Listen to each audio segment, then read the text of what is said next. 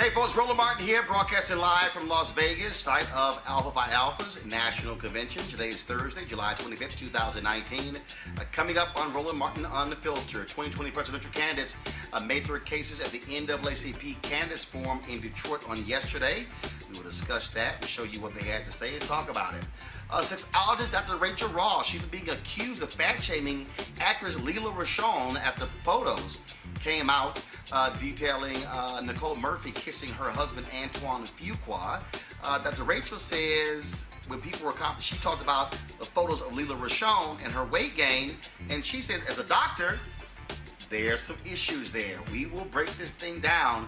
I can't wait for that conversation. A new report reveals that student debt threatens the well-being of an entire generation of students of color and their families. Plus, A$AP Rocky is still locked up in Sweden, and Meek Mill gets a new trial. Also, folks, Ebony and Jet Magazine photos are headed to a new home. We'll tell you who bought them in an auction. Also, today's crazy ass white people segment. White woman, I got black friends, but she called two sisters the N-word. It's time to bring the funk. From Las Vegas, I'm Roland Martin Unfiltered. Let's go. He's got it. Whatever the biz, he's on it. Whatever it is, he's got the scoop, the fact, the find. And when it breaks, he's right on time and it's rolling. Best believe he's knowing.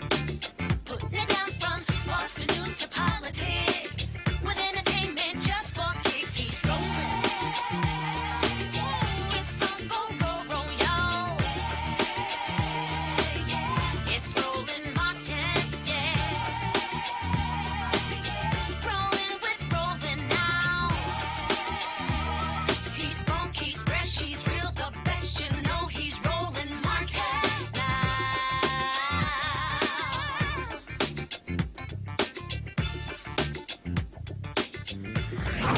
Martin.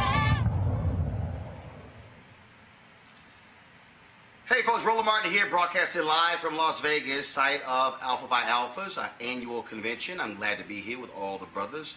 More than 2,000 are here. It has been quite a busy week. The last couple of days, I have been in Detroit for the NAACP 110th annual convention.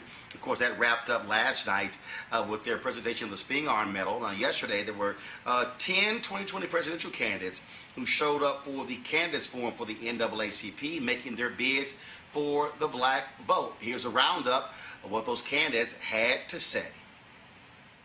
We all stand on broad shoulders of those who came before us and fought a good fight. And the way that I think about this moment in time is that they passed us a baton in this relay race. And the question will be, what do we do with the moment that we have it? And what I know is that the folks in this room are leading on all of those things that we know we must fight for. Education, housing, economic wealth, and security. And I will tell you that as President of the United States, those will, as they have always been, be my priorities. I know that this is an inflection moment in the history of our country. It is a moment in time where we are being required to look in a mirror and ask a question, that question being, who are we? And what we know, NAACP, is we are better than this. And so this is a moment in time where we must fight for the best of who we are, and fight we will. And this is not a new fight for us. We are up to this fight. We know how to fight the good fight when it's about fighting for equality and fairness and justice. We know this fight. And I come from a family of fighters. My parents were active in the civil rights movement in the 1960s. My sister and I joke we grew up surrounded by a bunch of adults who spent full time marching and shouting about this thing called justice. And it is why Thurgood Marshall and Charles Hamilton Houston and Constance Baker Motley and all of those broad shoulders upon whom we stand fought that good fight. And so now it is ours with the baton that we have. And I will tell you, I am prepared to fight for the America we believe in. We have always been deep of faith, and we have always believed in what can be unburdened by what has been. That is the fight before us, and we will win. I don't have to tell anybody in this room that we are living in an unprecedented moment in American history. We have a president who is a racist, a president who is a pathological liar, and a president who is trying to divide the American people up based on the color of their skin, where they were born, or their religion.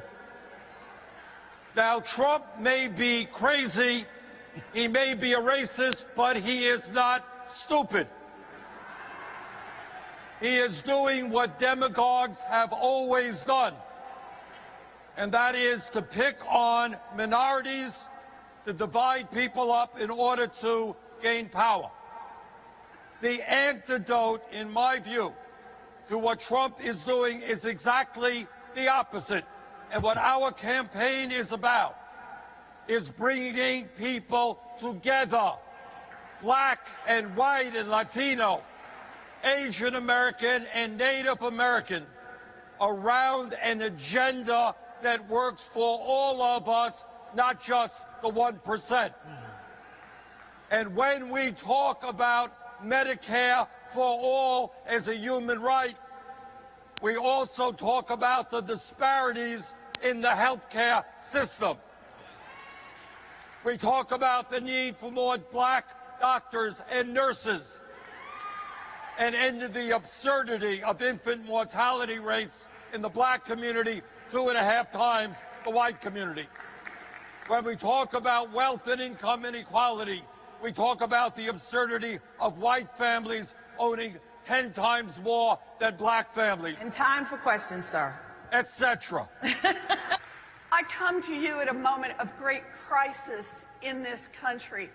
A crisis at a time when America's working better and better and better and better for a thinner and thinner slice at the top, while it leaves everyone else behind. The central question of my life's work has been, what's happening to working families in America? Why is the road getting so much rockier and so much steeper? And for families of color, even rockier and even steeper. And the answer is, it's no accident. Race lies right at the heart of this issue. Look around us. Hate crimes are on the rise. The black-white wealth gap continues to increase. Voting rights are undercut. None of that is an accident. We live in an America where the plan of the President of the United States is to turn people, working people, against working people. All right. Let me just finish, I'll take it at the end. Okay. Based on color, based on change. Because here's the important part. We have got to make change in this country, not little changes around the edge. Big structural change. That's why I'm in this fight. Hey, folks, look, it's good to be back. I've had the chance to be with you all my whole career. You got me started. Hey, Jess, how are you? Got me started back in Delaware. I'm a lifetime member. I got involved early on. When I got back from law school, my city was in flames because of Dr. King being assassinated. I became a public defender. I'd been working with the NAACP then and now. And, there's an old expression, y'all brought me to the dance. And I'm still dancing with you. The fact of the matter is that there's a lot at stake. We're really in a battle for the soul of the country right now. And we have a president who's done everything to divide us, to split us apart. And this is not who we are as a nation. We've never fully lived up to the notion, we the people, or we hold these truths self-evident, but we've never abandoned them before. And this president has abandoned them. And the single most important thing we have to do, for all I want to do, from criminal justice reform to education to a whole range of issues from global warming on, is nothing happens unless we defeat Donald Trump, flat out. That's number one. Number two, it seems to me that we also want to make sure that, we're in a position where we have there's no one solution to any of the problems that exist in the systemic racism that is here. I did a lot of work here in Detroit, 26 seconds left. The president put me in charge of getting Detroit back on its feet. I was able to cherry pick the best administration. We came in and we dealt with the problems. And one of the things we found out is that there's nothing the community cannot do given half a chance. And that's what this is all about.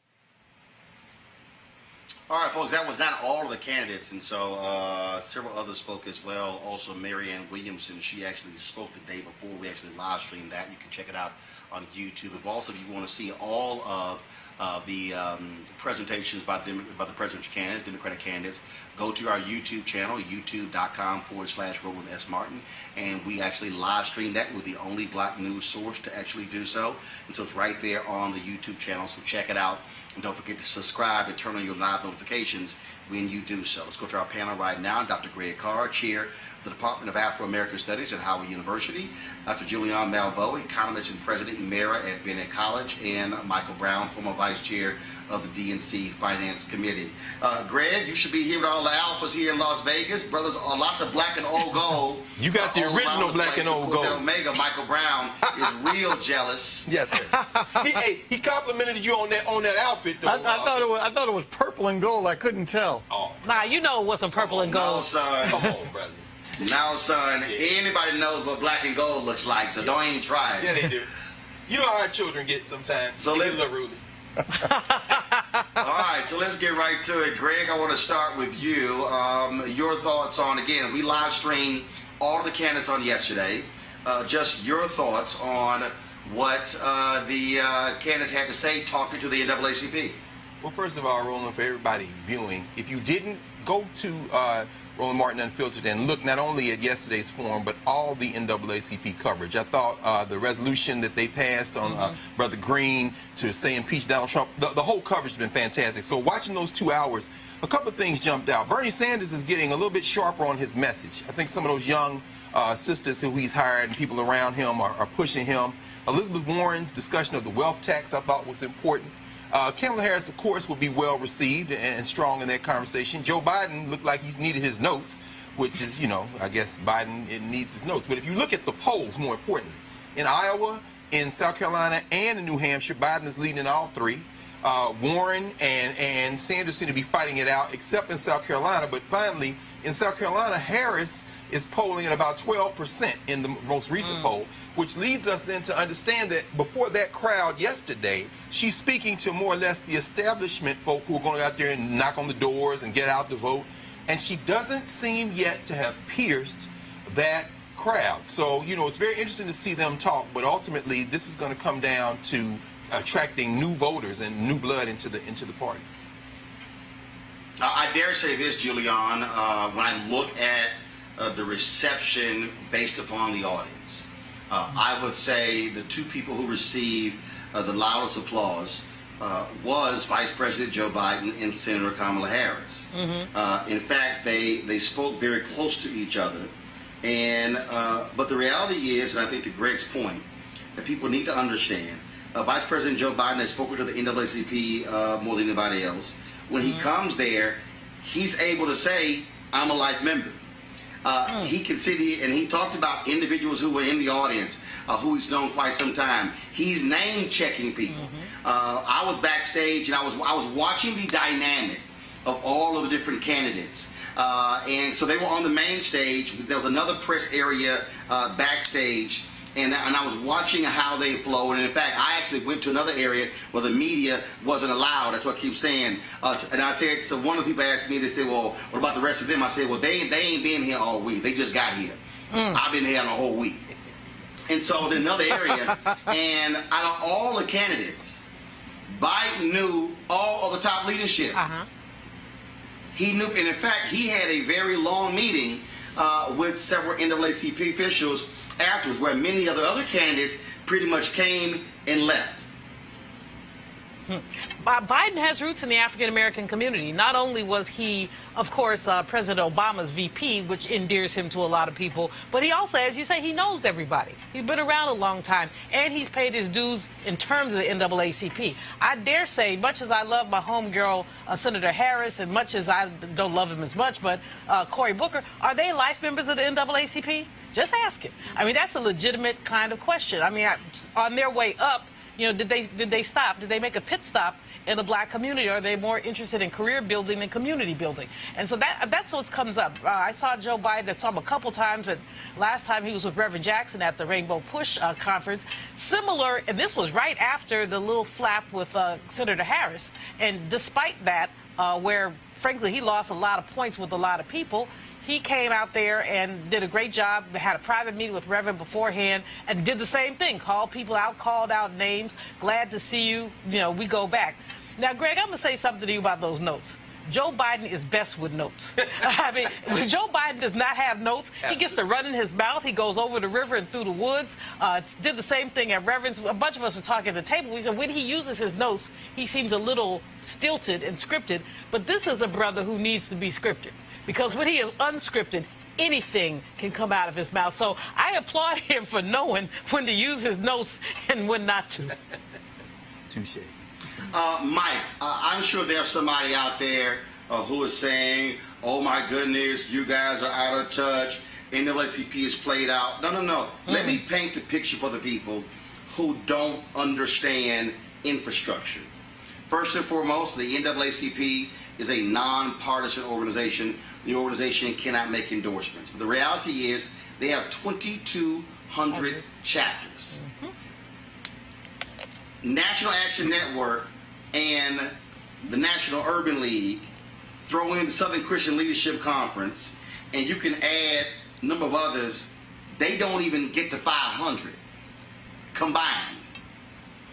And so for the people out there who say, well, it doesn't matter a candidate how they appeal to the NAACP, no, what you need is those grassroots, on the ground folks who go precinct by precinct, who work with the NAACP, but who also work on campaigns. That's who you need, and that's why going before them matters. Absolutely, and Roland, as you know, but I like to give full disclosure when I talk about Vice President Biden. He taught me in law school, but when you watch him, he is very similar to President Clinton. They know everybody in the black community. They know, and I know the Me Too movement has changed how people can campaign with hands on the shoulder and all that kind of stuff. But when you watch Vice President Biden, very similar, not quite. I mean, Bill Clinton's like the varsity, and then you have everybody else. But Vice President Biden is very similar to that, and you're exactly right. When he goes into rooms, and that's part of politics, is knowing people, having relationships. People feel comfortable with you. Not to say other people aren't good too, or qualified as well, but you tend to go with who you're comfortable with. And of course, at some point in time, the 800-pound gorilla, former President Obama, is going to come out and do something. And when that happens, whether it's to shut everything down and then they pick the nominee before the convention.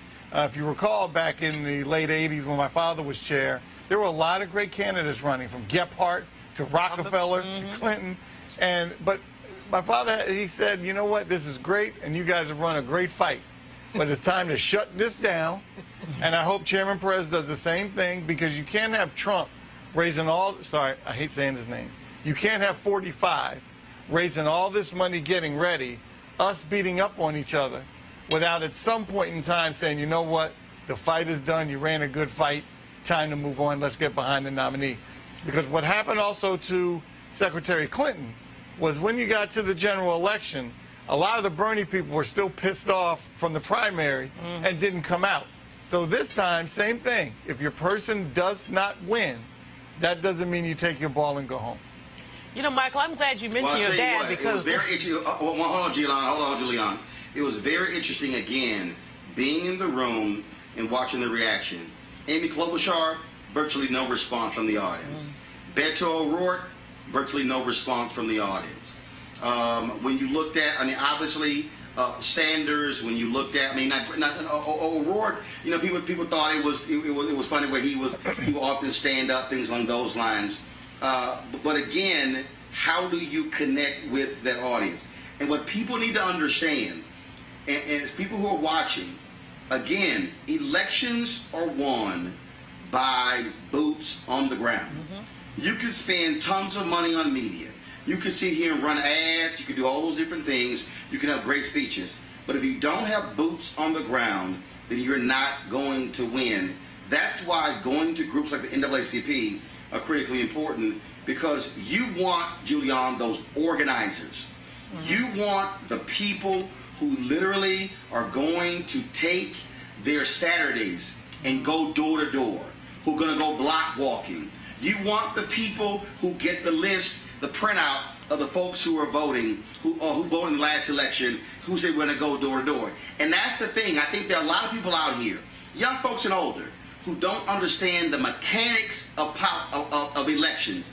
Sending a tweet as an endorsement is not politicking. It is that face-to-face engagement, and that's why boots on the ground matter. Julian, go ahead. No, the only thing I was going to say earlier was just that I'm glad that Michael mentioned his father, because in terms of political skills, nobody had skills like that. Ron Brown remembered everybody, knew everybody, made sure that everybody felt like they were part of the team. And I don't, Biden does that. I don't see anybody else really out there doing that, especially with black people. It's unfortunate that Kamala and Corey in particular don't have that. Klobuchar has been many places. She's very smart, but she gets no bounce whatsoever. Roland, your point about the 2,200 chapters is probably the most important point in terms of looking at organizing black people. Because as you say, Rainbow, National Action Network, none of these folks have that kind of a national reach. And that national reach is very important. But what's also important is to have the local politicals. And although the NAACP is a non-political organization, the members of the NAACP are very political people. Many of them are local elected officials. Many of them are pastors in these large churches that have thousands of members that they can mobilize. So it's really important to understand the whole concept of grassroots. Now, the next thing we have to understand, though, is not just voter registration, it's voter turnout. And so I'm praying that people don't focus so much on registration. If you register someone, they didn't come out, it doesn't matter. So once you register somebody, follow up with them and make sure they get to the polls. That's what's going to make. We have to basically energize the base. A lot of people are going to have to get out to get rid of the orangutan because, I'm really frightened after watching Mueller and Mueller saying that he could be indicted. That man is going to figure out a way to stay in office if he has to steal, and we have to stop him. I want to talk about this here before I go to my next subject. So the folks in the control room, tell Dr. Rachel, I'm going to be with her very shortly. But this is what is jumping out at me. So last night, we had a public program for Alpha Phi Alpha. And the first panel, we had black mayors. The mayors of Birmingham, Little Rock, Arkansas, and some other cities across the country. But then they had me moderate the second part of the panel. And Greg, suffice to say, things got a little heated because my part was to talk about the issue of solutions. And we had members from the Divine Nine organizations who were on there. And I'm bringing this up because, Greg, you're an Alpha. Julian, you're a Delta. Michael, you're an Omega. So all of us are members of Divine Nine organizations. And I keep saying this. And I'm going to say it till I'm blue in the face. I spoke to the Delta convention. And folks, if you missed that speech, go to my YouTube channel. You'll see it there. When I gave the Brotherhood speech to the Alphas 2 years ago, I said it there. I said it other places. And that is, Divine Nine organizations represent more than 2 million African Americans across the country. If AARP, if the African Americans who are members of AARP, if they were a separate organization, they would represent the largest black organization in the country. So collectively, the Divine Nine actually is like the second largest black group. And Greg, what I keep saying to them is that first of all, we are organizations that are self-funded, not dependent upon corporations. But I do believe that they're wasting our power. I do believe that we are not effectively maximizing our reach. If I talk about 2,200 chapters of the NAACP, you take the Divine Nine, you likely have more chapters than that. When I talk about, I'm going to use Ohio for an example. State Representative Alicia Reese is trying to get this ballot initiative to get the right to vote enshrined in the Ohio Constitution. They've got about 100,000 signatures. They're going to need about 300,000 or 400,000. The AKAs are the only Divine Nine organization that has made it their state mission to help do that. There are more than 120 Divine Nine chapters in Ohio alone, which means that if each Divine Nine chapter, Greg, said we are going to be responsible to get 2,000 signatures of registered voters, the Divine Nine alone could supply enough of the ballots, enough of the signatures to get it on the ballot. I believe that black organizations and churches along those lines we are not effectively utilizing our infrastructure, Greg. No, you're absolutely right, Roland. I mean, you know, let's just look at where we are. You've laid it out, and you say you've been saying this consistently all the years I've known you. We go back to the election in Alabama to put Doug Jones in the Senate. And I remember in that time when you were at TV1, you would consistently have not only the folks who were doing the on-the-ground stuff in Alabama with the new organizations, but you had the sororities and fraternities. And of course, you've been talking about Ohio all along. Let's look at where we are. The Deltas, for example, Delta Days. Dr. Malvo knows this. I was down, down at the Hilton here in Washington. A ballroom full, and you look up and there's Marsha Fudge and Janetta Cole and Julianne Malvo and all these people, and then they went to Capitol Hill. So they're lobbying, I mean, second to none among the Divine Nine as far as I'm concerned. And then you mentioned the AKAs and the Omegas and the Alphas and everyone else. So there is that infrastructure, but to your point, we're at a crossroads now, I think, in our history in this country. Those kind of what are now perceived by many of our people as elite organizations are often misunderstood. You look at the intergenerational work of the NAACP, Tiffany Lofton and all those, Kill Crane and them, you've got young people, the elders, and they're not trying to hold on to power. I know there's about to be a presidential election out there with our frat brothers in Nevada, and on the agenda is what is Alpha going to do going to the 21st century. But here's finally where I think we have the real challenge. We've got to now figure out how to talk to the vast majority of our people who are not in these organizations. And that's going to require us to forsake some of this perception that we are somehow separate from them. And now, how do we do that? That is really where the alchemy comes in, because increasingly from LeBron James to Beyonce and Jay-Z, you got people who didn't go to college. People who never set foot in the college who are now being turned to by a new generation who are saying they're going to be our leaders. And if we're not careful, we're going to be led by a bunch of celebrities and ball players and musicians when, in fact, this is the moment when we should be stepping out and say, no, it's time for these institutions to renew their leadership for the future. Roland. Julian, the reason I'm raising this is because what I am trying to push these organizations to do is to say, flood the zone. That is, in all of these places where African Americans are, folks should be seeing red and white, black and gold, purple and gold, blue and white, blue and gold, crimson and cream, brown and gold, pink and green.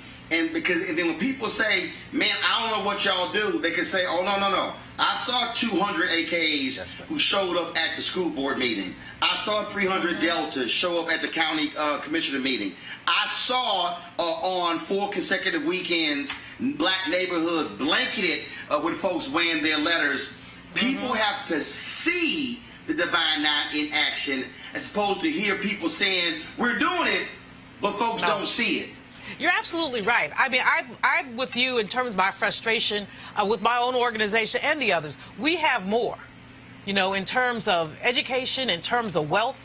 We have more than those folks who didn't go to college, didn't step foot on a college, as you say. But we don't use it. We don't leverage it properly. I mean, we hide behind social action, which, I love social action, but we also have to talk about political action. Now, all of our organizations say they're non-political, fine. But you can register voters. You can be out there. Our teachers ought to be ensuring that when people graduate from high school, they have a voter registration card in their hand. And between Delta and AK and the other women's organizations, we are the teachers that are touching most of these young people. So that's what we need to do. It's very frustrating because, we have all these rituals that we deal with. We have all this pomp and circumstance, and some of that is very nice and some of that is very good. But let's talk about what we're doing for the community. Let's talk about how we're transforming things. And we could. But again, unfortunately, too often we do the milk toasty thing of moving our mouths but not moving our feet. I'm a little critical, but I think we have to be. We have to be critical of these organizations because as a member of Delta Sigma Theta Sorority Incorporated, I lean on my founders. These sisters bust into the women's suffrage march, bust into it. They bogarted. They said the black women were not welcome, but they came anyway. So we need to keep coming anyway, keep coming anyway, keep coming anyway. Mike, I'll give you an example. This will be the last point on this that jumps out here.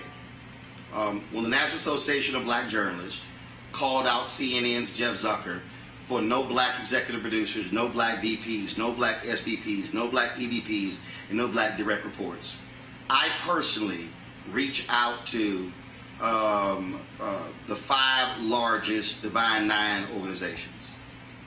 I reached out to Alpha Phi Alpha, Delta Sigma Theta, Kappa Alpha Psi, Alpha Kappa Alpha, and Omega Psi Phi. The first to respond with the letter standing with NABJ was Alpha Phi Alpha. Got the letter in 24 hours. The second to respond was Delta Sigma Theta. The third to respond was Omega Psi Phi. That was it. And what I said is, how hard is it to write a letter? Because if you're afraid to even write a letter, come on, you can't tell me you're going to be out there in the streets. Hello. And what I said is, the signal has to be sent when a letter is dropped saying we represent 250,000 or 300,000 or 400,000 or 500,000 members. Trust me, that gets the attention of white executives at CNN and their corporate parent AT&T. But if we are afraid to even write a letter, you can't convince me that we are really going to go hard to have boots on the ground. Michael, final comment. Well, you mentioned, I think everyone's kind of mentioned the word, if they didn't, they used the word similar, which is mobilization. And there's never really been that. And maybe we'll have an opportunity if Vice President Biden is the nominee and selects Senator Harris, because we have never had someone from the Divine Nine on that presidential trail. I'm not sure if the former First Lady was Greek. I don't think she was. No. We know the president. No, she wasn't. We know the president was not. And we know Senator Harris is. So maybe this will be the first time the real actual mobilization of the Divine Nine can happen for a purpose. But here's the piece. We don't need somebody black to be a member of the Divine Nine in order for us to use our power. Correct. That's all I'm saying. And what I'm trying to get, and this is the last point I'm going to make before I go to Dr. Rachel. What I am trying to get black people to do is to stop saying, well, we should do this and this and this, and say, wait a minute, what is the infrastructure that we do have? What is the infrastructure of the AME Church? Right. Come on. What's the infrastructure of AME Zion? What's the infrastructure of Kojic? What's the infrastructure of Black Methodists? What's the infrastructure of Black Baptists? You take those groups. Then you talk about Links. And then you talk about Jack and Jill. Then you talk about 100 Black Men. What I'm trying to get us to do is realize we literally have infrastructure that's international, national, state, regional, state, grad, undergrad, and initiatives for folks in elementary, middle, and high school. And if we say, wait a minute, if I put my infrastructure to work, then I can have greater impact. And so that's what I hope the goal is. All right, folks, over the weekend, actress Lela Rochon deleted her social media account as the photos came out showing her husband, Antoine Fuqua, the director, kissing Nicole Murphy. Now, social media went nuts, slamming Nicole Murphy, Antoine Fuqua, saying, how are you cheating? But this also didn't happen. But then people began to talk about when photos of Lela Rochon. And people saw her, of course, in Harlem Nights, played a character of Sunshine. She was in Boomerang as well. And people began to talk about her size. And oh my goodness, look how much weight she's put on. Well, Dr. Rachael Ross, who's a sexologist, she also talked about this on her Facebook page, also in her live stream. And people been blasting Dr. Rachael, saying that she is fat shaming. And she's saying, no, we better learn to have some honest conversations when it comes to our relationships. Dr. Rachael joins us right now. So, Doc, first of all, glad to have you here.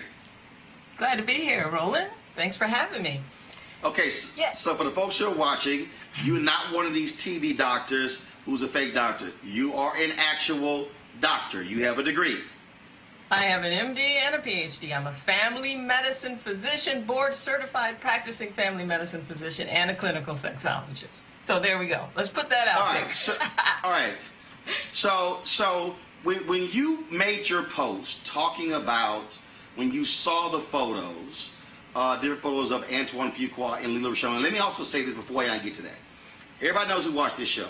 I don't waste my time on black celebrities who got married, who got divorced, who they dating, who they screwing. kids they had. That's their personal business. I don't cover those stories. But I thought this was interesting because it revealed something. It took an entertainment story, a gossip story, but dealt with something else on the relationship side, on the health side, on the mental side. That's why I wanted to talk to you. And so you wrote this piece where you looked at these photos and you talked about body language. And you talked about what happens with black women when they get married when it comes to their health. And so share your thoughts. Why did you weigh in on this topic the way that you did? Yeah, I appreciate you even asking. Now to me, I responded, with body chemistry and language the minute I woke up and saw it. And as I think most of Black America did, because what we saw there is our worst nightmare, right? Your husband kissing one of the most beautiful people in Black America, right? Because there's no real coming back from that, right? So I looked at the pictures and their body language, and I said, oh my gosh, did someone pose for these pictures? Are they making an announcement? Does he want his wife to know that, hey, it's me and this person now? Because it looks very staged to me. So my immediate response was to then go and look and see couples, pictures of him and his wife together. And so as I'm clicking, I said, oh my gosh, there's no connection here. There absolutely isn't. And so when I turned to social media, everybody was talking about all the weight that she gained. So I looked immediately at the lack of connection, immediately at the fact that Lela Rochon no longer looks like the Lela Rochon I remember her to look like. And so I took to social media to immediately respond like, oh my God, the same response I would have given if that was my sister, my cousin, my patient. It wasn't about make a connection with your husband, because at this point, when I saw the photo of him and Nicole Murphy, I said, well, his relationship with his wife is over now. So my response to her isn't, girl, go get yourself together and get your man back or anything like that. My response to her is like, okay, let's back up. We've obviously got some health challenges here. Now, as a physician practicing in Gary, Indiana for almost 20 years now, I can spot a health condition across the room. But to the untrained eye, it's obvious that she has health conditions too, because she has gained probably 30 or 40 pounds. And you can never convince me that that amount of weight gain is going to be healthy for somebody. So couple all of this together with the fact that we know, studies show, that when men get married, their health improves. But we don't see the same type of data with women, because women have a tendency. But you also, but Doc. Yeah. No, I'm sorry. So I want you to make that point, because you said that in marriage, a woman's health worsens. Explain that. Yeah, so they studied almost 80,000 women between the ages of 50 and 79 for about 3 years, right? And what they did is they looked at the parameters of weight, waist circumference, use of alcohol, exercise habits, and diets.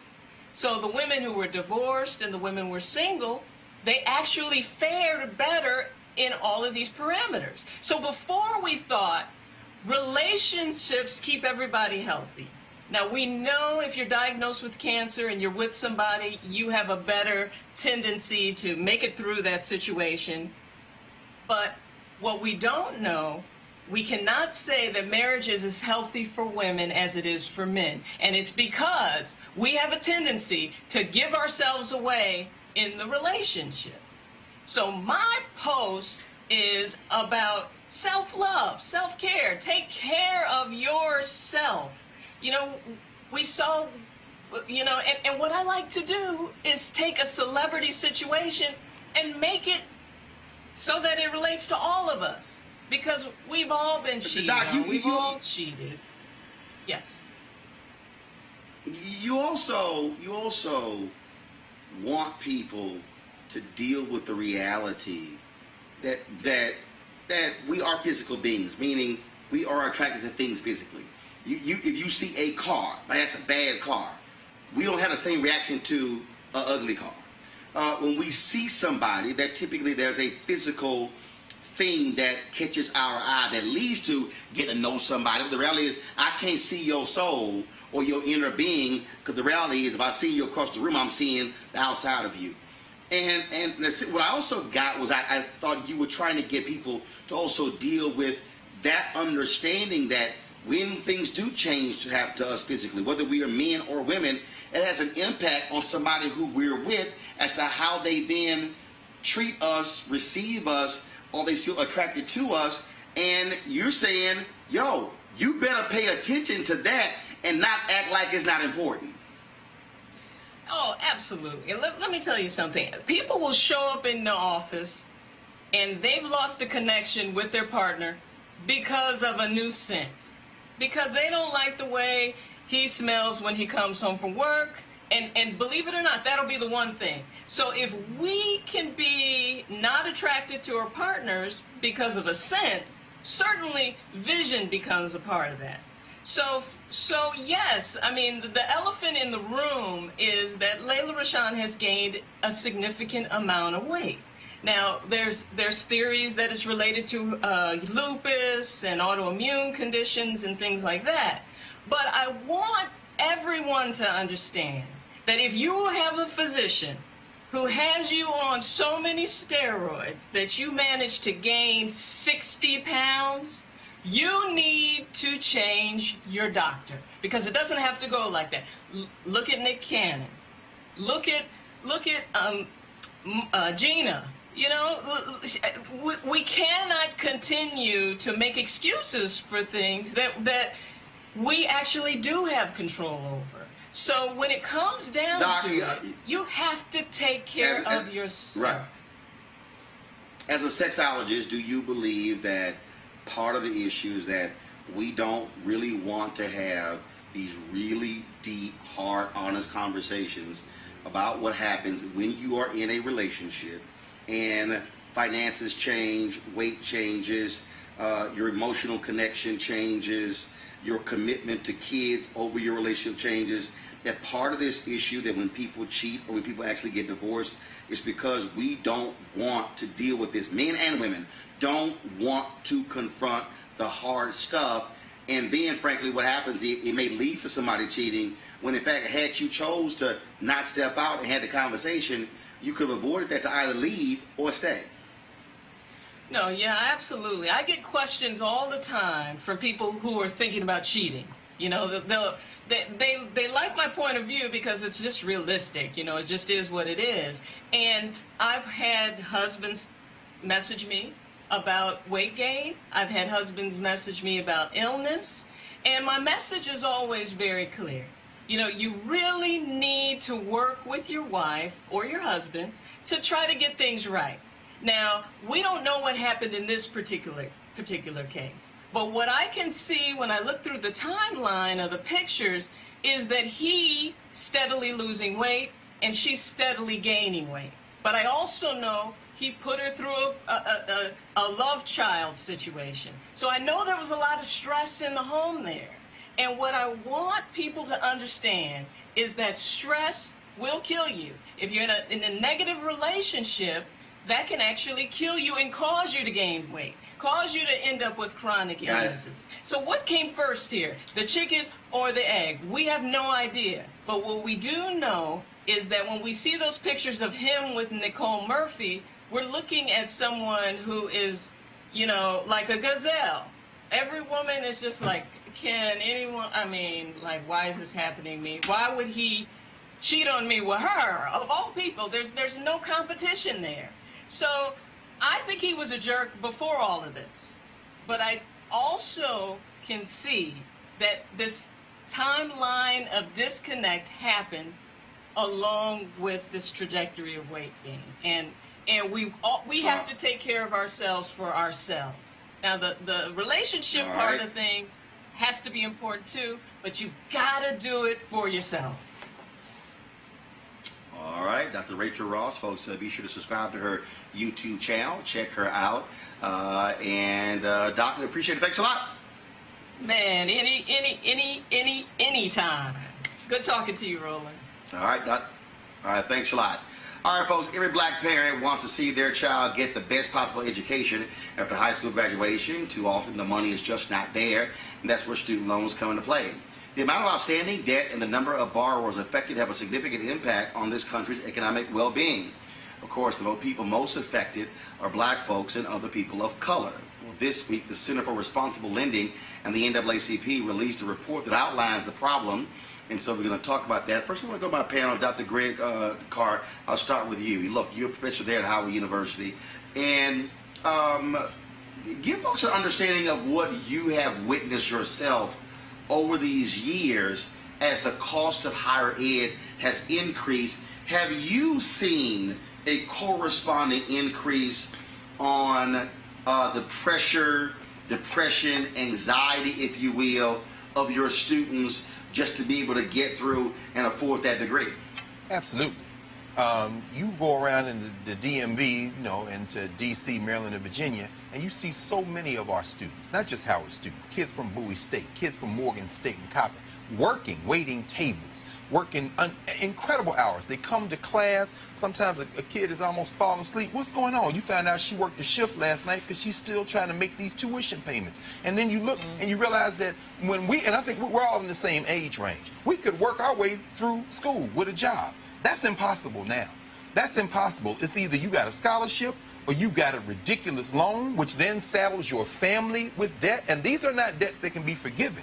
And it has impact on everything from their academic performance to their capacity to concentrate, even on their post-graduation plans. And when you saddle them finally with that kind of debt, that's a lifetime of debt. We're not talking about something to be paid off in 10 or 15 years. Even the Obamas only paid off their student debts after he was in the U.S. Senate. So, no, yeah, we see it every day, Roland. It's ridiculous. Julia Malvo, you were president of Bennett College. I remember working for WVON Radio and getting one of your distress phone calls saying we got to raise $30,000 by X date to keep these young women who are seniors in school, to keep them online to graduate. And I really think that a people today who are not in college, and maybe who don't have kids who are in college, really don't understand how this thing has changed completely in the last 20 to 30 years. You know, Roland, I went to Boston College on a full ride. The tuition was like $2,500. It was affordable. I had a little part-time job, but now, as Greg said, I had students who were working 40 hours a week. They were working full-time. I had a child who was running a car wash. She was a manager of a car wash, and she was in school, and she was pledging, and she was cray-cray. I mean, she was just basically, she was sleeping 2 hours a night. The worst thing about it is, as all of this has occurred, the Pell Grant has been fairly steady. It has not gone up with tuitions. Tuitions have gone up faster than the rate of inflation. Not only are we saddling folks for a lifetime, we're distorting their life choices. So if you have you graduate with $50,000 worth of loans, okay, are you going to take the job on Wall Street, or are you going to be a social worker? You're going to take the job that provides you with the most money, because you might want to be a social worker. You love social work. You love people, but you got to pay those loans. Right. I think so. Elizabeth Warren, some of the people were talking about free tuition, and President Obama, who talked about paying a percentage of your income on the loan. All of those things make sense. But parents and students, I mean, the pressure is enormous. And we do say, we want folks to go to college. But many people just simply cannot afford it, or people are doing things. I mean, I have a friend who says his kids can go to college, but they got to go to community college first. So they could he could save that money for them to do the 4-year. And he's adamant about it. He said, unless you get a full ride, you will go to community college, we'll save some money, and then you'll be able to go to your 4-year. And his thing is, look, if you graduate from Harvard, you still got a Harvard degree, even though you started out at San Francisco Community College. So the pressure is just enormous. The Center for Responsible Lending does very good work. And there's a lot of policy stuff in there that we need to really follow up on. I want to bring in right now Ashley Harrington. She is Senior Policy Counsel at the Center for Responsible Lending. Ashley, this is, of course, a huge issue impacting so many people. Student loan debt is exceeding $1 trillion. And so what must people learn from this report that y'all put together with the NAACP?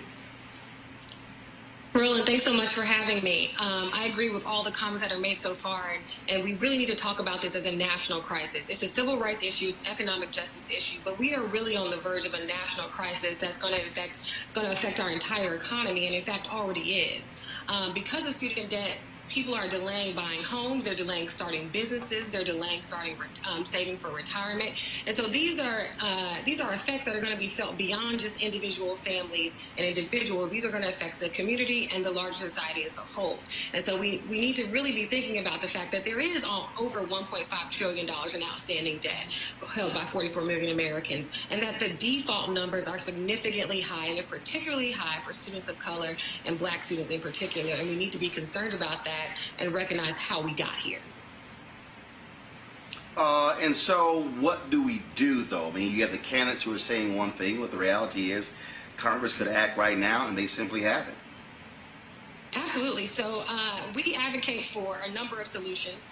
One, we need to streamline repayment, right? The repayment system right now is completely wacky. There are numerous repayment plans. Even income-based repayment plan is hard to access. Each plan has a different amount of what you would pay. So it needs to be completely streamlined. We need to get down to one plan that, in the income-based repayment plan, that really is based off 8% of your discretionary income instead of 10% or more. Because even under the current income-based system, we have seen that it's been completely unaffordable for many borrowers who are having to forego other necessities in order to make their student loan payments, because we know that the consequences of default on student loans are pretty severe. You can get your Social Security check offset. You can get your wages garnished. You can get your tax refunds garnished. And so we are seeing that happen. So we'd like to see the repayment plan drastically changed. We need to hold student loan servicers accountable. And one big thing we're advocating for is there does need to be large-scale, across-the-board debt cancellation. Even as low as $10,000 would have a significant impact on the ability of people to really contribute to this economy and to get back on track with their student debt.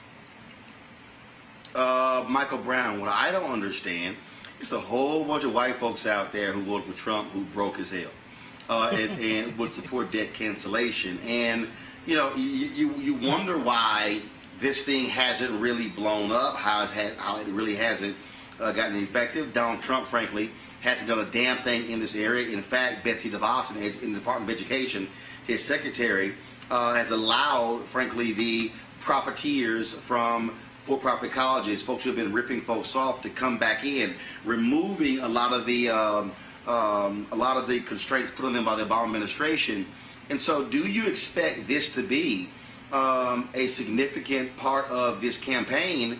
And is it something that, if you're a Democrat, you should be running hard on, because this thing affects Black, white, Latino, Asian, Native American, doesn't matter, men, women, gay, straight, folks from every region of the country?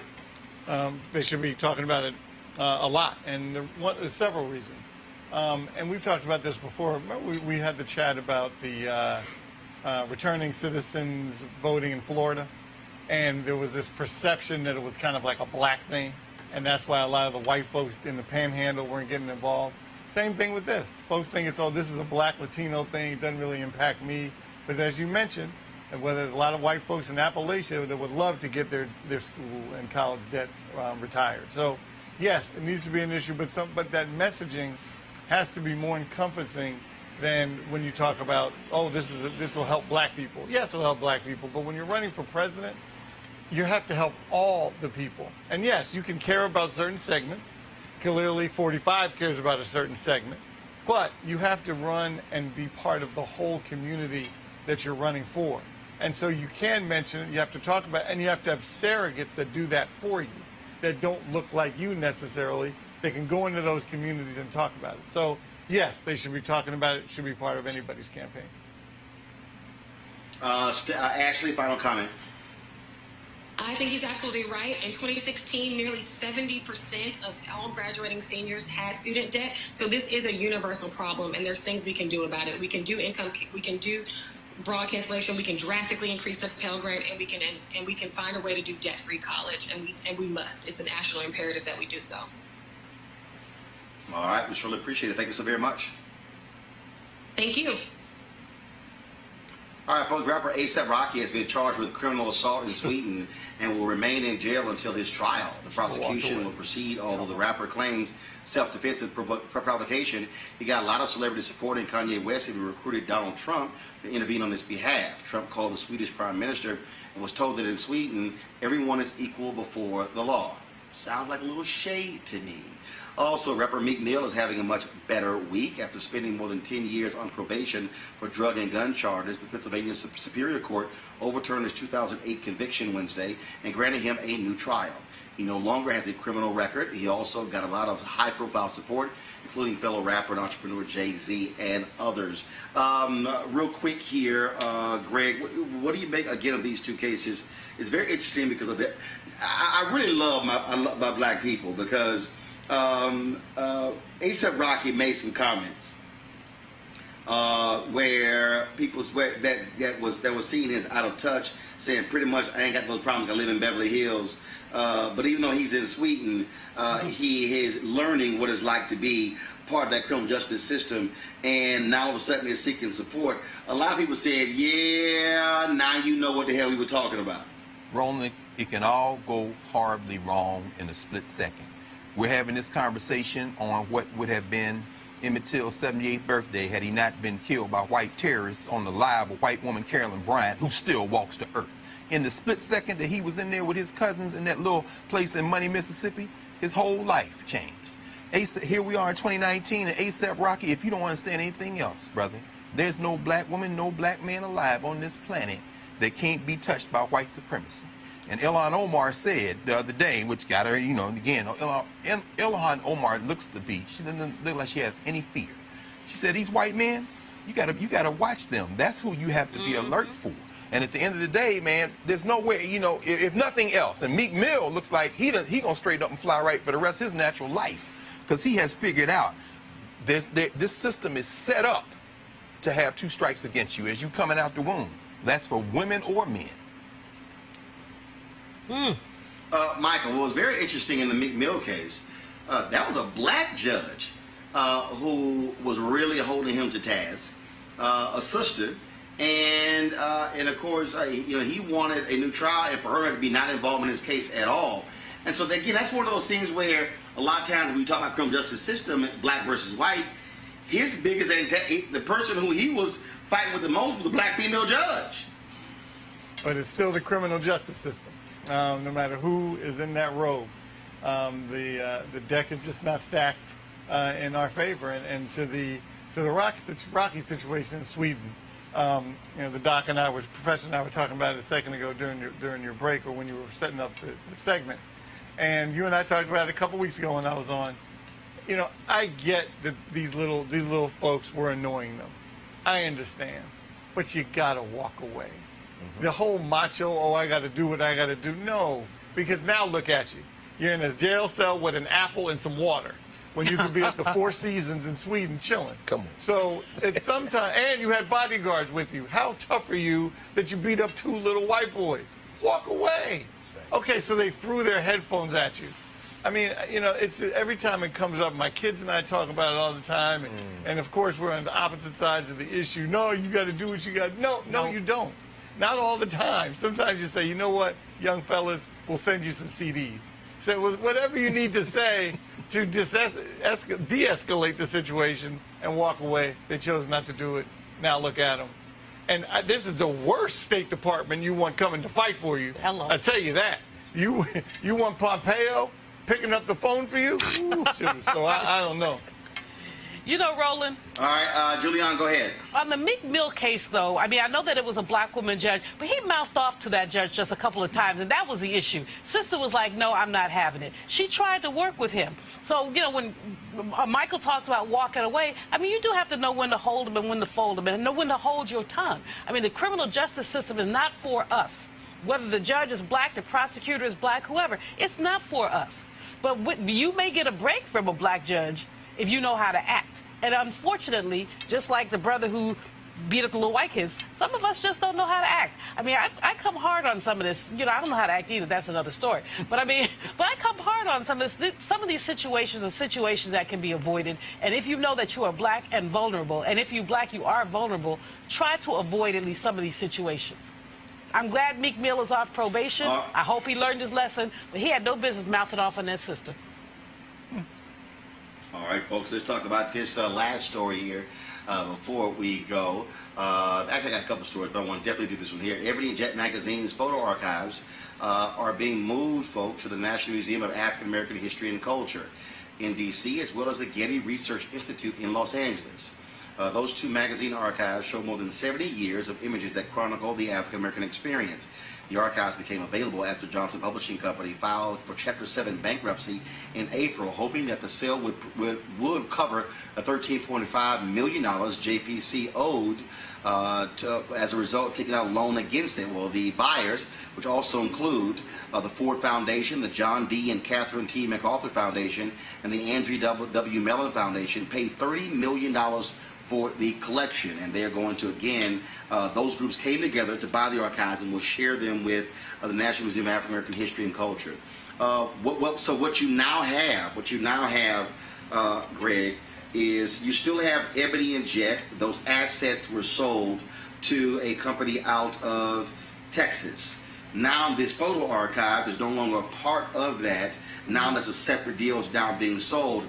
I'm very happy that they are going to be working with the National Museum of African American History and Culture to preserve these archives and that critically important piece of black history. Absolutely. The first thing I did was reach out to my very good friend Kinshasa Conwell, who's the deputy director of the museum, congratulating her. Because you understand, in the Smithsonian system, you have to build a museum from the ground up. So everything in the National Museum of African American History and Culture, they had to acquire. Because all stuff that's in American history and over in the other museums, they have that. This completely transforms the archive of the National Museum. Shout out to those black folks like Elizabeth Alexander and others who got on the phone and worked together a deal to put together with Ford, because several people bid it. Melanie Hobson and George Lucas, for example, were looking into a bid because they had given collateral on that collection as a way to float the loan for Ebony and Jet to stay in business. So they were looking into it.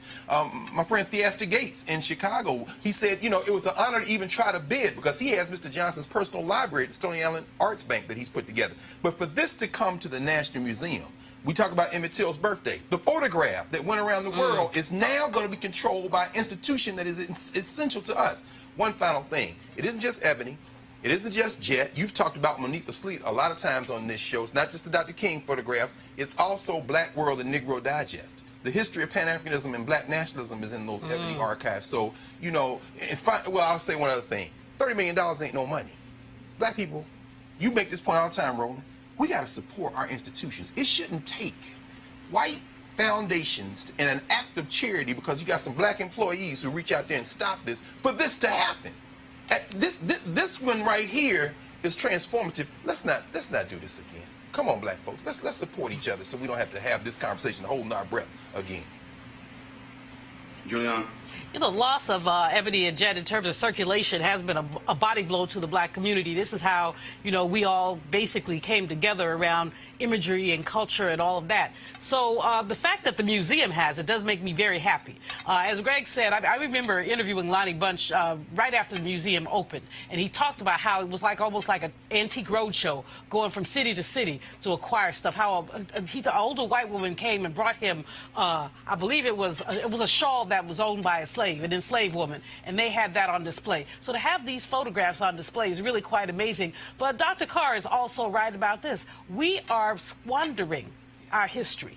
We're literally, as we sit here, squandering that history, and it's really shameful. We don't know our history. 1919, the Red Summer. 100 years later, we still see black people being massacred. But when you talk to younger black folk, they don't know anything about the Red Summer because you will not find it in anybody's history book. So to have this stuff at our museum, is important. And everybody who has $50 ought to become a member of that museum. You don't have to give $1 or $2. Give $50. Take a slice of that because they're being judged by their fundraising. And, you know, there's a government appropriation, but they've also got to do their fundraising. Michael, your thoughts? Very quickly, I mean, the first magazine probably ever read was Jet. My grandmother had a stack of them, and you know they would come in the mail, and the first place they would go was on the in the kitchen or the kind of kitchen nook table.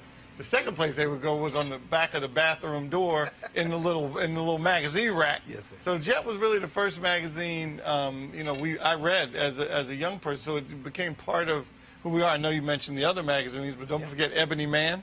You know, they came out with Ebony Man for a minute. Ebony Jr. That's right. They touched on a whole lot of pieces. That's right. And so it's part of who we are. But the reason that you mentioned why it's not like it used to be is, especially for young people, is we're now in this kind of multicultural kind of environment. Everyone thinks, oh, we're all mixed up. We're all... And so everyone's forgetting. But if you go to certain communities in this country, that may be true. But they still, you talk to some Italians, Italy, they will tell you exactly where their grandparents were born, what city they were born in Italy. Same with the Irish. Clearly they came in a different way. I'm not suggesting that. But that means maybe we should even be stronger about coming together and understanding our history. So, you know, we had some challenges, but thank goodness for the thing. You can swab your mouth now. You can do the best you can to find out who you are. Nope. All right, folks, here we go here on last segment. Oh, here we go. Crazy as white folks. Can't wait. What they up to now? Charcoal grills are allowed. I'm white. I got you. Illegally selling water without a permit On my property. Whoa! Hey! You don't live here. I'm uncomfortable.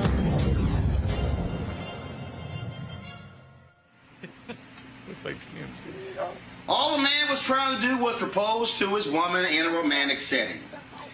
In a Facebook post, Kathy Marie Hamlet explained that she and her fiancé, Clyde Jackson, were sitting at a table outside the Angry Orchid gift shop when a female security guard approached them and accused Jackson of stealing a shirt and asked to check his pockets. He emptied his pockets and they found nothing. But they interrupted them 3 times, once in the middle of him popping the question. The couple, of course, is black, left the park, and staff followed them all the way to the parking lot as they left. Damn, Greg, we can't even propose. Look here, man. Roland, it's so funny, man. Chicago, I mean, of course, Ebony and Jet is a Chicago story. I'm thinking about Ida B. Wells, who wrote about her friend who was lynched at a grocery store that they owned in Memphis. And they ended up burning Ida B. Wells' printing press down. That's how she ended up going to Chicago. But it started with some little children, black kids and white kids, fighting in a marbles game out there in front of the place. When we read about this today, this man is emptying his pockets looking for a T-shirt, and he's trying to hide the box with the ring in it. So he's got his empty in his pockets trying to keep the box concealed. Now he's proposing. She comes back and says, well, they told me that you gave it to her. So now she got to empty her pocketbook. And then when his friends come to celebrate, they come back and say, well, now they said they passed it around, so all y'all empty y'all pockets. This is how, what Dr. Malveaux just said, Julianne just said, this is how the Red Summer jumped off in Chicago. These white boys were throwing rocks at a black kid in Lake Michigan, and when the rocks hit him and killed him, the rumor spread, and before you knew it, all these black people and white people dead in the city of Chicago. Y'all gonna mess with the right one in a minute. And it ain't gonna be no filming and talking. It's gonna be a race war in this country. But and I'm not saying that because I want to see one pop off. But you're not going. No. But people have had enough. People have had enough. People have enough. Funerals and weddings are the most intimate moments for black people. You break up the right one's proposal and see what happens. You know, this story made me want to cry, made me want to scream, because like you said, Brother Man's just trying to propose. I mean, that's supposed to be a moment that they cherish, that they remember that 50 years or 30 years from now they talk about, remember that time? Now it's going to be, remember that time the stupid white people interrupted us while I was proposing to you. So the racial tinge is there. Langston Hughes talked about something called the sweet flypaper of life. That's a little joy, just a little detritus. The fact that you get to smile when you're on the beach or something like that. These people people have taken away some of our flypaper. And for this couple, that's what happened. Taking away, literally stealing their joy. And I hope that these folks, they posted their pictures. I hope somebody does something to somebody. I'm going to go as far as Greg, although, you know, if we in the trenches, brother, I got your back. If we must die, let us nobly die. Let us not be like hogs, hunted and pinned. No. Well, I'll tell you, Michael. Greg is right. They're gonna roll up on the wrong one, and they're gonna be emptying something else, not their pockets. You know. Yeah, I mean, we've obviously talked about this all the time. We love this segment that you do. I love how you make it look like another show. It's great. We love the little video. It is another show. yeah, I get this. But I tell you what, it's still, the tone is set by 1600 Pennsylvania Avenue. And people think they can do whatever they want to people of color, that they're empowered, they're emboldened to do it. But usually when you do these segments, Roland, when something like this happens, people lose their job. Did this person get fired? Not yet, but I got to insist it might be coming. Very good. Absolutely. Good. Yeah, and look, sue and use that money for the honeymoon. There you go. Y'all could go all the way to Tahiti with that. That's right. That's right. All right, y'all. I'm done. Here's a piece. I got to hop on a plane. I'm leaving Las Vegas, the Alpha Convention, flying to Indianapolis. We have our school choice at the Black Choice Town Hall taking place on tomorrow at the National Urban League Convention. And then I am flying to Houston as soon as we're done. My cousin, P.J. Simeon, who passed away in a car accident last week, his wake is tomorrow night. From 6 to 9 p.m. and so I'm going to attend his wake. So tomorrow, what we're going to do in the show, we're going to have a couple of things that we're going to be broadcasting. First and foremost, we're going to rebroadcast that panel last night from the Alpha Convention that I moderated. But two, Dondre Whitfield and Devon Franklin had a black manhood conversation at the Global United Fellowship Conference in the Bahamas. It was an unbelievable, honest, and raw conversation. We're going to have that for you as well.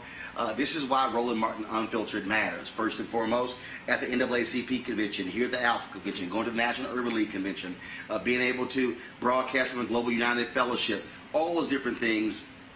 This is us controlling our narrative. This is us providing a resource of information that you're not getting anywhere else.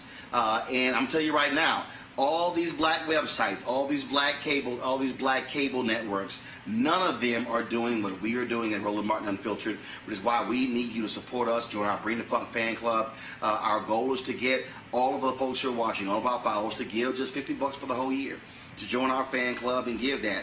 It's real simple, folks. If 20,000 total. We were just talking about the Ebony and Jet archives. If 20,000 of our followers on social media who watch this show give an average of $50 each, this show is paid for without a single dime from advertising. That means when we travel, we're going to be at the Jeffrey Osborne Golf Classic next week. Also next week, I'm going to be at Reverend Jim Clyburn's golf tournament, but he does raise tons of money for scholarships for black kids there in South Carolina. This is why we matter. Well, also the following week will be the National Association of Black Journalists Convention there in Miami. This is about us controlling our narrative, telling our story, and speaking our truth. And so we want you to support us. Go to RolandMartinUnfiltered.com to please join our fan club. I got to go. Of course, I know, Michael, you hating on the outfit because you ain't able to wear these colors so well. And Greg, I know you sitting here trying to take it off of me, and I'm going to hide it from you. I am. I am. And y'all, Roland, condolences. I was going to say condolences for your cousin, man. I know y'all were very close, brother. I appreciate it. And so it was great seeing so many of the brothers here here as well. And so I'll be with his family tomorrow night in Houston. All right, folks, I got to go. I want to thank all of you. And Julian, next time you're on, I got something for you from Method Man. From the American Black Film Festival. It looked like you got a hip-hop with Lil Crush on, because he said he had a little redhead one. Oh. A little redhead one. Oh yeah, Greg. Wait until next week. Oh. With Julian back on. We're gonna play that for folks. Wu-Tang, baby. Wu-Tang forever. I got it. Hey, just call me Cougar. So we're going to have that for y'all next week. All right, y'all, because trust me, Method Man, he watches the show via YouTube, and he said, yeah, man, that red-headed one. And I was like, red-headed one? He was like, he said the red-headed one. He said the yellow bone one. I was like, oh, you mean Giuliani? He's like, yeah. You better watch Johnny Blaze. Then. Oh yeah. He ain't nothing to play with. I got the video, Greg. Oh, I can't wait to play it next week. Tune in. Oh yeah. All right, folks. I gotta go. I'll see y'all tomorrow. Holla.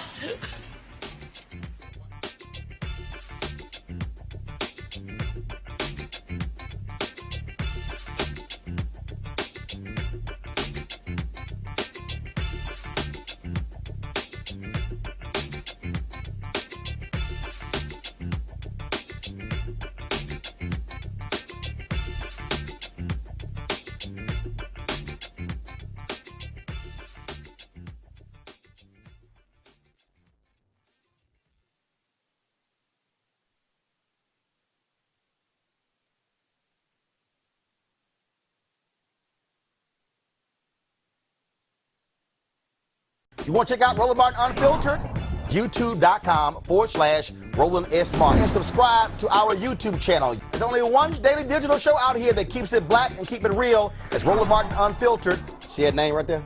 Roland Martin Unfiltered. Like, share, and subscribe to our YouTube channel. That's YouTube.com/Roland S. Martin. And don't forget to turn on your notifications so when we go live, you'll know it. Hey everybody, this is Sherry Shepherd. You're watching Roland Martin Unfiltered, and while he's doing Unfiltered, I'm practicing the wobble. Yes, I am. Because Roland Martin's the one, he will do it backwards, he will do it on the side. He messes everybody up when he gets into the wobble, because he doesn't know how to do it, so he does it backwards. And it just messes me up every single time. So, I'm working on it. I got it. You got Roland Martin. Hi, my name is LaToya Luckett, and you're watching Roland Martin Unfiltered. What's going on, everybody? It's your boy Mac Wilds, and you are watching Roland Martin Unfiltered. What's up, y'all? It's Ryan Destiny, and you're watching Roland Martin Unfiltered. What up, Lana Well, and you are watching Roland Martin Unfiltered.